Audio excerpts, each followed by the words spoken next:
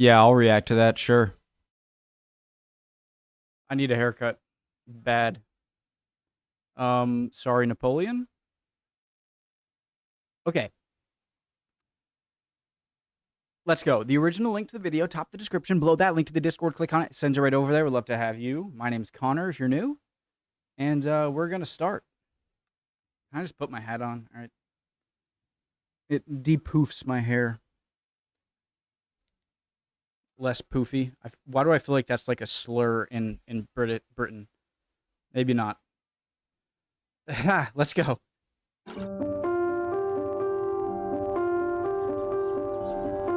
Today, Britain stands at a fork in its crossroads, and its people are asking questions. Love her. Now we've got our country back. What actually is it? Who are we, and why?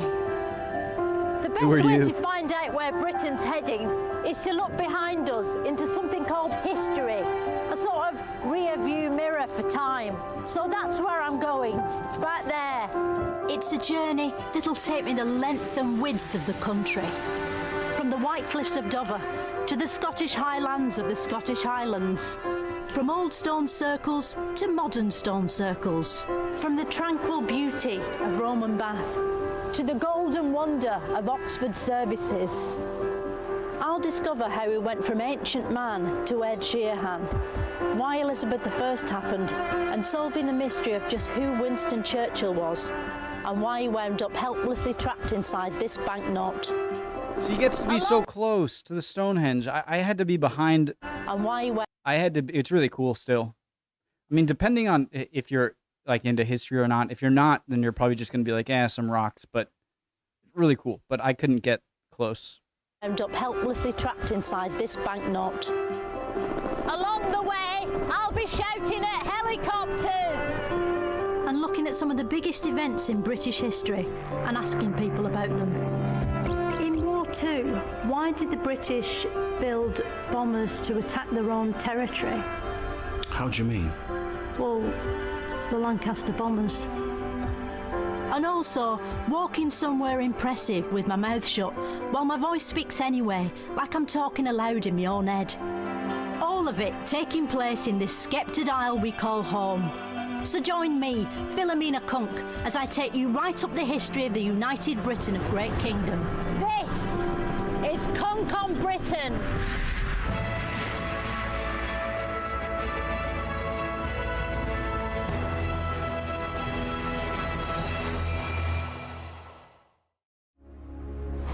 In the last episode, we saw how Britain was invaded by the Victorians, who fought and won the Industrial Revolution, but not without losing their leader, Queen Victoria, who stopped happening just as the 20th century began.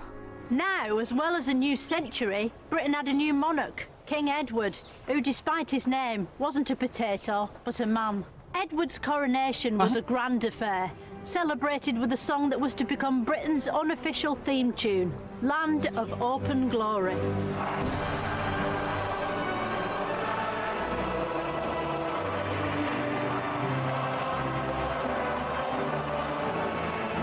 This melodic musical tune was written by one of the best British composers this side of Ed Sheeran,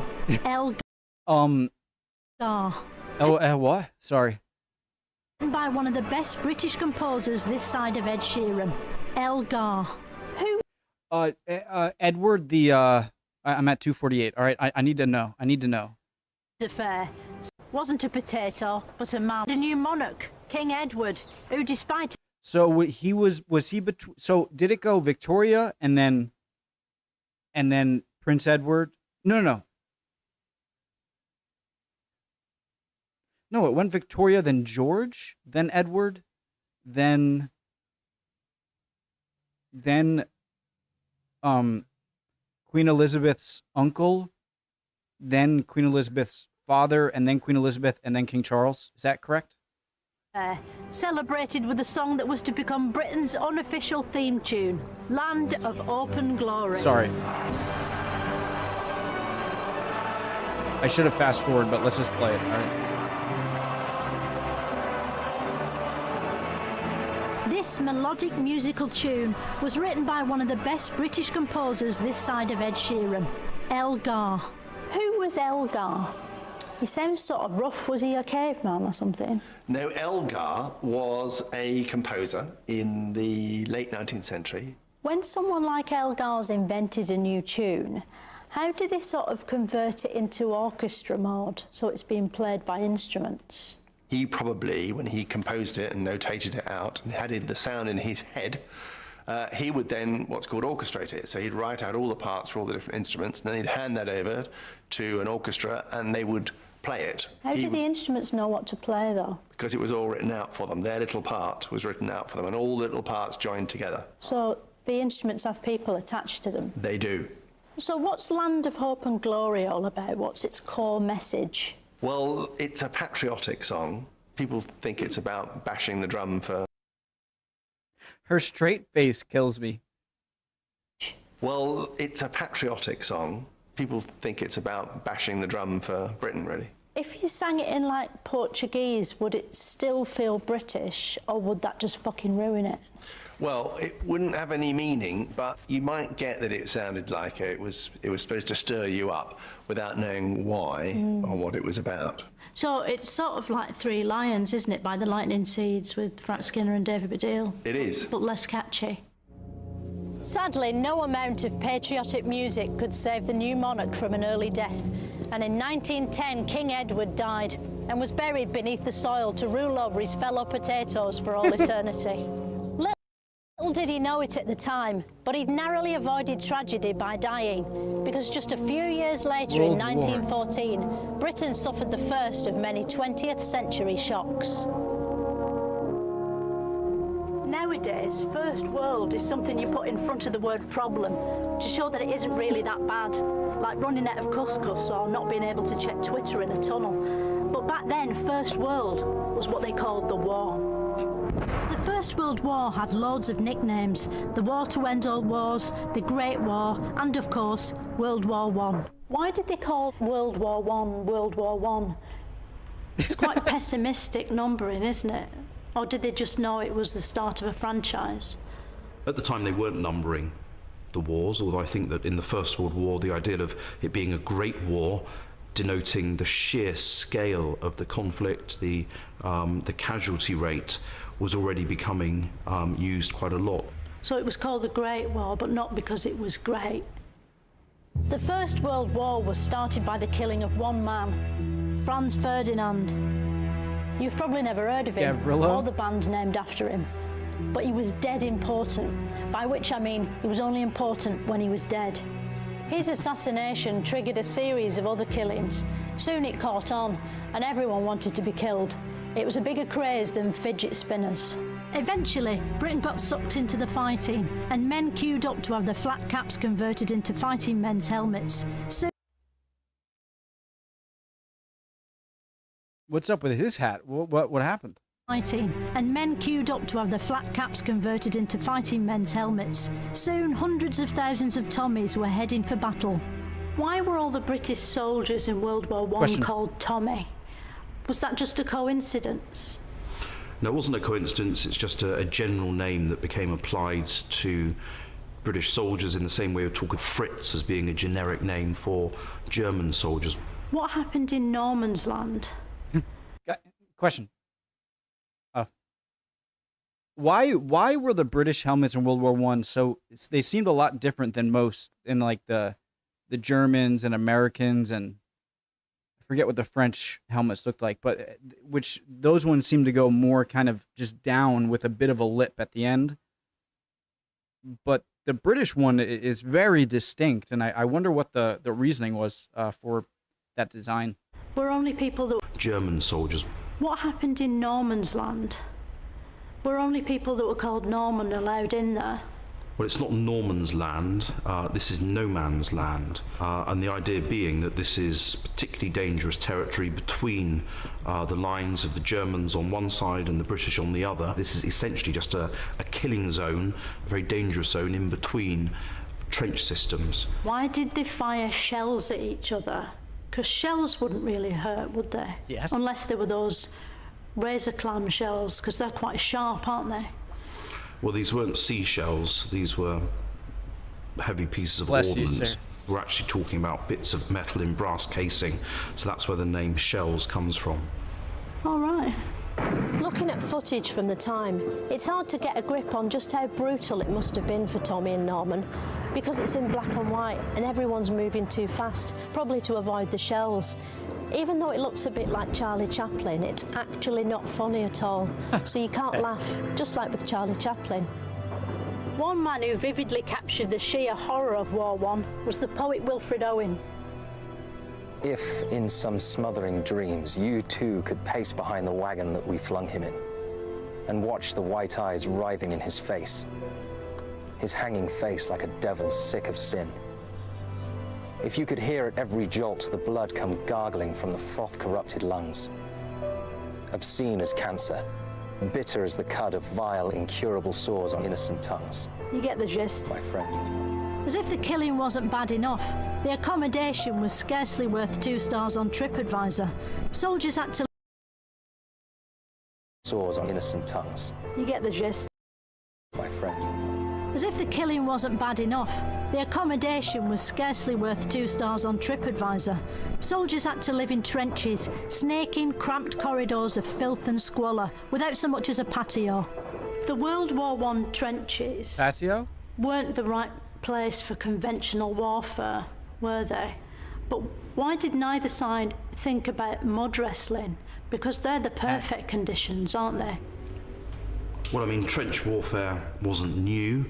I think that whilst you will get the occasional game of Christmas football, I don't think that anyone actually ever thought that letting the guns fall silent and having mud wrestling competitions was ever going to sort anything out. I think they missed a trick, don't you? Eventually the war ended at 11 o'clock on the 11th hour of the 11th day of the 11th month in the year 1119, 1118, hence the term stopping for 11s. The soldiers came home to a Britain they could hardly recognise because it was wearing a skirt. While the Tommies had been away at the front, women had stepped into their old jobs. There were women milkmen, women postmen, women bus driver men, even women male prostitutes. What's more, the economy was in a pickle. Even women male prostitutes. What's more, the economy was in a pickle. After the war, many industries found it almost impossible to sell their goods abroad, because abroad was mainly rubble. There were strikes and marches and a Great Depression. Things were shithouse bad. People needed escapism, but luckily for them, the age of mass entertainment was just beginning. It was the roaring 20s. City streets were full of jazz clubs, packed with Jeeveses and Worcesters, and women with Lego haircuts dancing like they were surprised while shitting the pants at a fancy dress party. And people who couldn't afford to enjoy a roaring 20s for themselves could still watch films of other people doing it at the newly invented cinema. The cinema was a cross between YouTube and theatre. Despite this, it was popular and people queued to get in. They showed Charlie Chaplin films, but even that couldn't keep them away. The whole country went films bonkers. Going to the cinema in those days was more like going to a book, because there was no sound. The story was explained by words on the screen. A bit like spoilers, but happening at the same time as you were watching it, so not as annoying. And if you couldn't make it to a cinema or cocktail bar, you could still enjoy the jazz age, because scientists had worked out a way to force jazz into your house using a magic called radio. Radio was an exciting new invention that made it possible to hear other people's voices in the living room without the use of thin walls. That made it possible to hear other people's voices in your living room without the use of thin walls or a devastating mental condition. To help keep the early airwaves in check, the government created something called the British Broadcasting Corporation. BBC. The BBC. How come the BBC started... I'm surprised she didn't make the obvious joke. Corporation, the BBC. How come the BBC started with radio? Because radio's loads less popular than television, isn't it? There are people in radio who'd get very angry about that. Radio still performs tremendously well. What? There's still radio. There is still radio. At the time the BBC was set up, there wasn't a choice because there was no TV. Luckily, a man called John Logie Baird was about to give birth to television. Not literally out of his vagina, but metaphorically out of his shed. After doing some weird experiments like something out of Wallace and Gromit, Baird's TV was finalised, although idiotically, he'd gone to the trouble of inventing it without checking whether there were any programmes on yet. It took a while before there was anything worth putting your iPhone down for. The earliest transmissions looked like Abraham Lincoln looming through a glass door and weren't very exciting. Luckily, it was a short step from there to the BBC's first Saturday night extravaganza, TV's opening night ceremony. Vision and sound are on. The station goes on the air. Again, guys, in all seriousness. Oh, wow. Sorry. Wow, sorry. What was my point? Oh, yeah. There are a lot of certain inventions, right, that, I mean, even me, you know, I'm old enough. I was born in 93. I'm old enough to remember a time sort of before cell phones, or at least before everyone had a cell phone, like when you were a kid. And I remember like the flip phone and whatnot. But to be on during a time where you are like a television, where that's an invention where it's got to be like, holy crap, I'm looking at someone else way away and hearing them talk, and that's got to be insane. You did have radio, but I feel like the jump from radio to television is significant. Yeah, I know. Very smart. The show got a record audience of 400, the sort of viewing figures BBC 4 still dreams of. Despite its popularity, the BBC was causing controversy from the start, and the powers that be were suspicious of it. Why did the government start the BBC in the first place? It seems like these days they're always trying to close it down. Was it one of those stupid mistakes they made, like Brexit? The government didn't strictly start the BBC. The BBC was originally a private company in 1922. It employed a rather fierce Scottish guy called John Reith. And people still talk about Reithian values and Reithian broadcasting. Reithian values were to inform, educate, and entertain. What, all at the same time? Yeah. Since those early days of black and white tat, the BBC has grown throughout the years to become one of the biggest programme shitting machines in the world, making groundbreaking, iconic programmes which still try to inform, educate or entertain. So the BBC is supposed to inform, educate or entertain. And entertain. I'm going to list some BBC things and I want you to say whether they inform, educate or entertain. Okay. News at 10. Inform. Open University. Educate. Doctor Who. Entertain. Strictly Come Dancing. Entertain. Holmes Under the Hammer. Entertain. Inspector Phillips. What is Inspector Phillips? Oh, I made that one up. That was just a trick question. Okay, well, it didn't work. Sounds real though, doesn't it? Inspector Phillips. No, I instantly knew that it wasn't a real one. Eat Well for Less. It's where Greg Wallace and another man see how much a family spend on a week's shopping and then criticise them. Make them eat porridge from Lidl.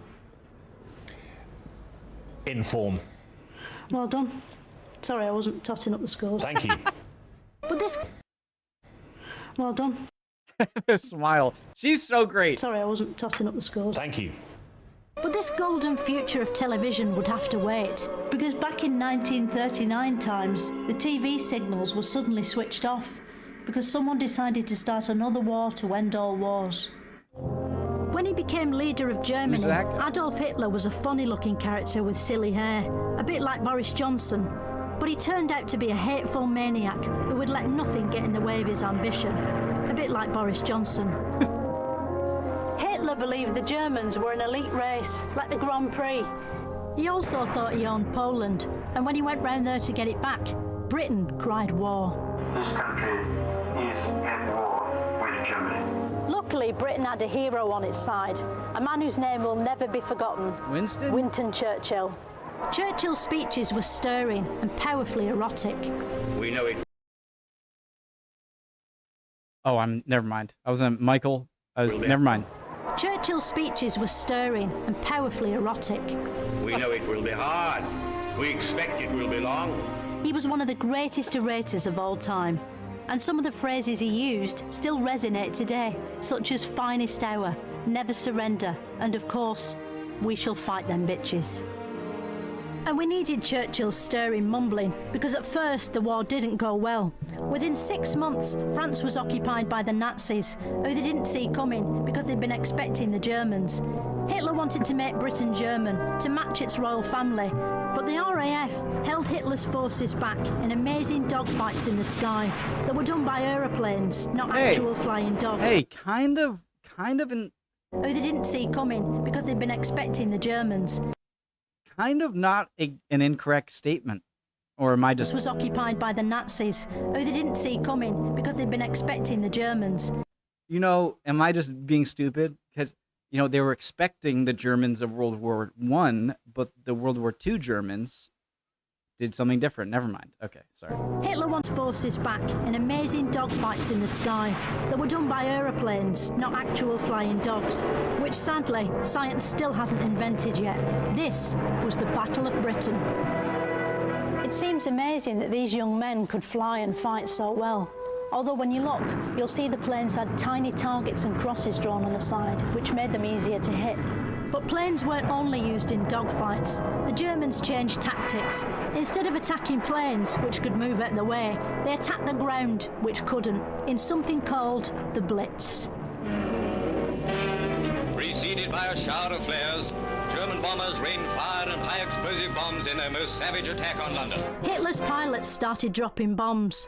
Sort of aeroplane poos. Oh my god.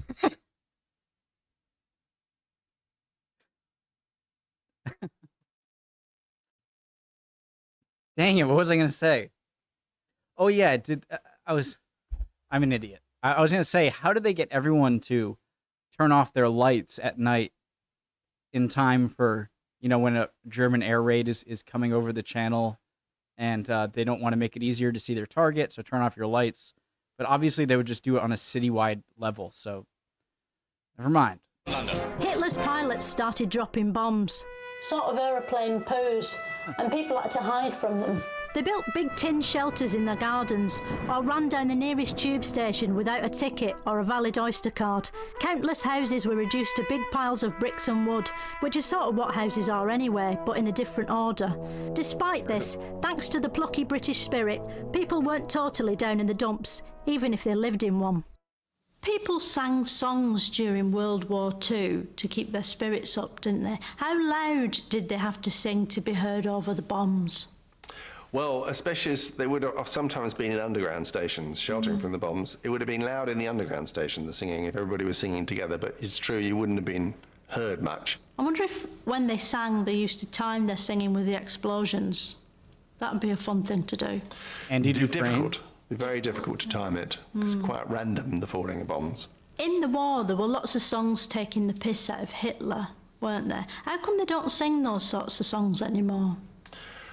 He's Well, dead. he's not around anymore, so it's not so amusing. Where is he? Well, he's dead. He's dead. Yes. No, he's in right, so it'd Argentina. be disrespectful to... Well, not so much speak of it. disrespectful as pointless, really. Pointless. A bit pointless. Yeah. A lot of singing was needed because even when the Blitz ended, the war was far from over. There were many huge battles to come, most of which will never be forgotten because they've since been converted into blockbuster movies. How was it we beat the Germans at Dunkirk in War II, but still didn't win the whole war?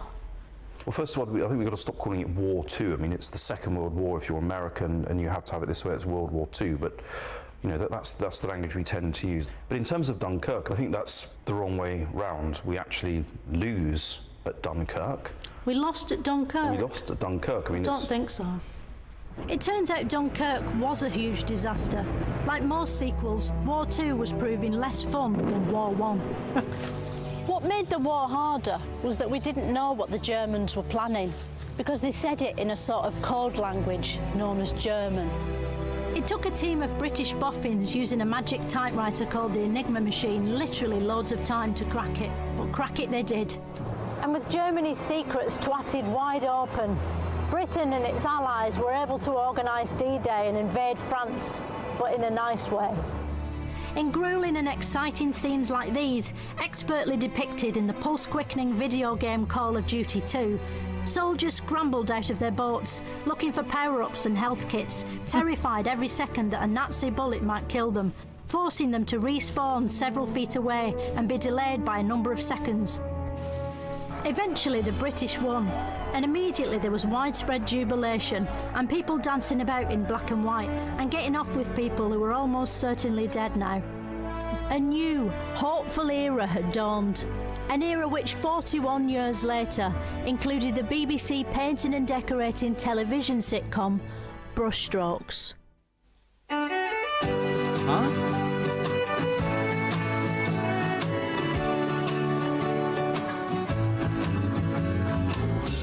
Because of you, these things I do. Because What's going on? Because of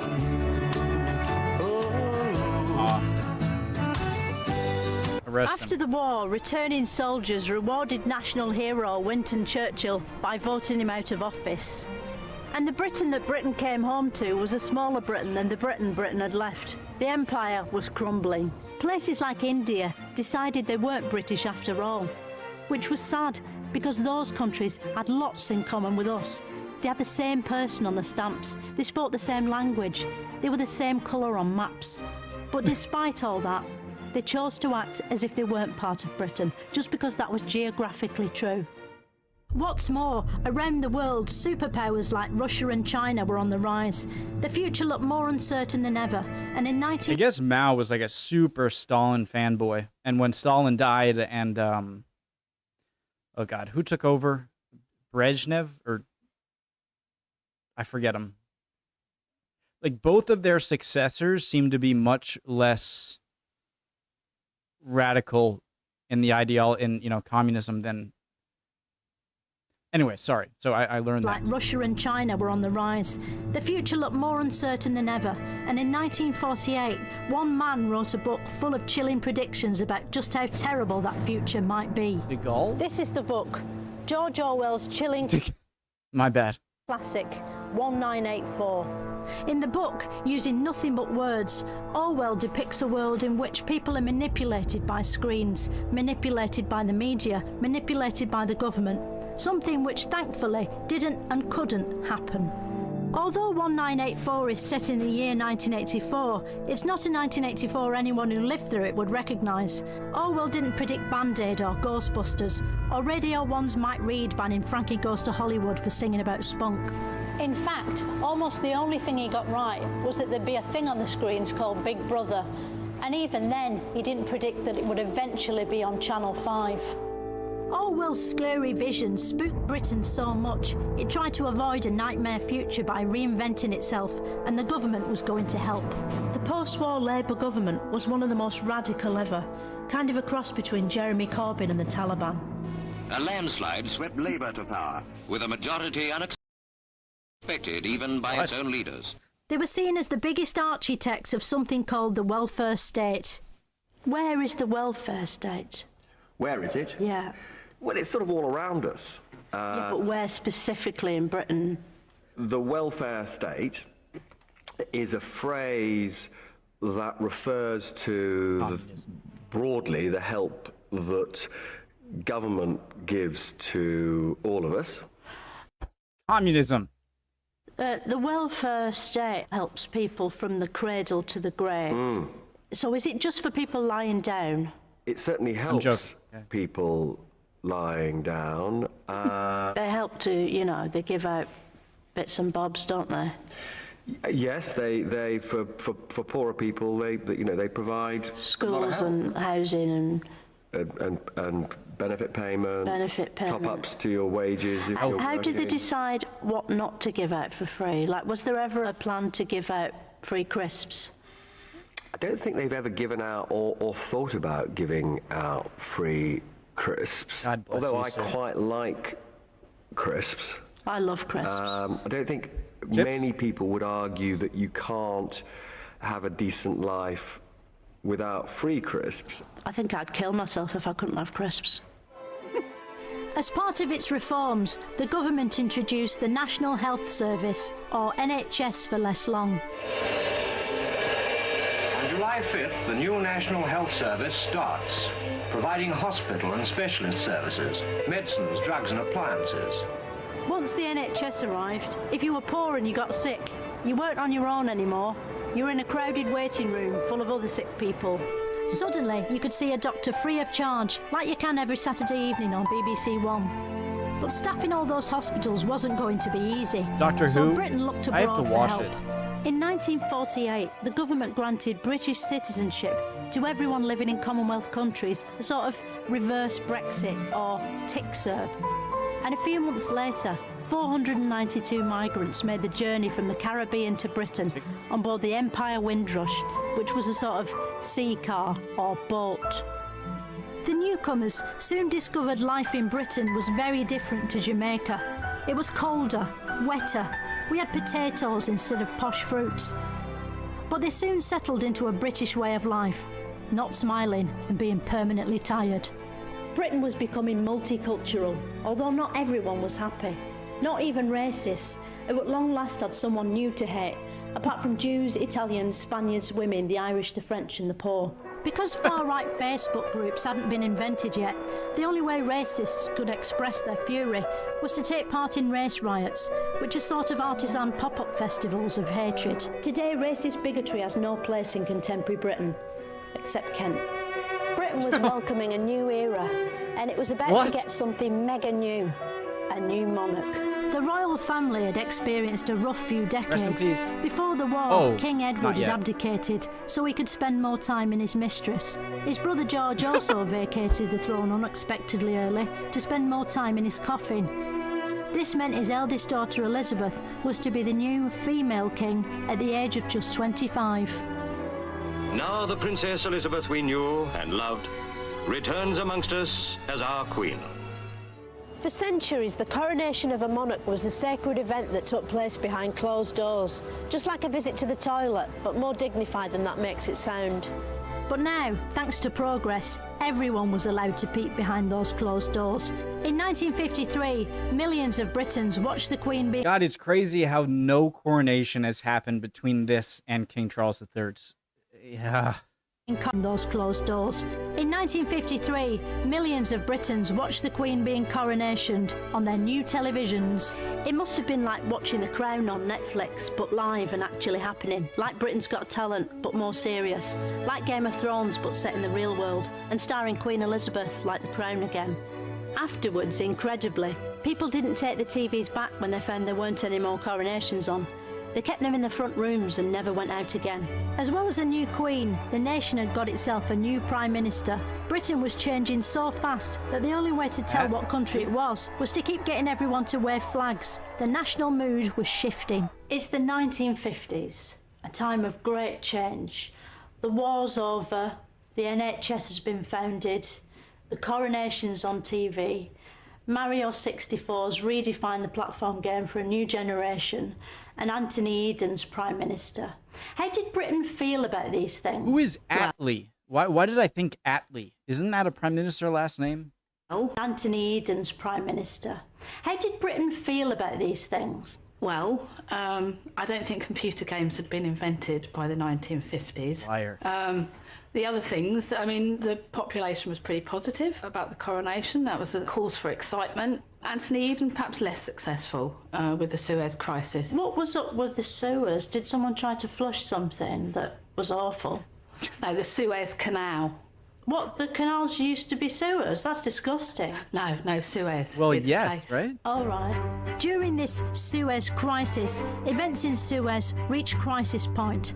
More research needed. Make sure script amended before voiceover record. And it wasn't just grown men who were causing trouble. A new form of human being called the teenager was evolving. Teenagers were creatures that looked like adults, yet had the minds of children, like professional footballers do today. And the young generation as a whole was about to deliver Britain a series of shocks that would shock it right up the shock box. On the next and final episode of Cunk on Britain, I'll see how the groovy young people of the 1960s encouraged Hippies. Britain to tune over, Goddamn. turn off and drop up. And Britain experienced a golden age that sadly couldn't last. In the 1960s, if you switched your television on, you'd get Morecambe and Wise, Cilla Black, Bob Monkhouse, David Frost. But nowadays, they're all dead. Why is that? Fantastic. Love Philomena Cunk.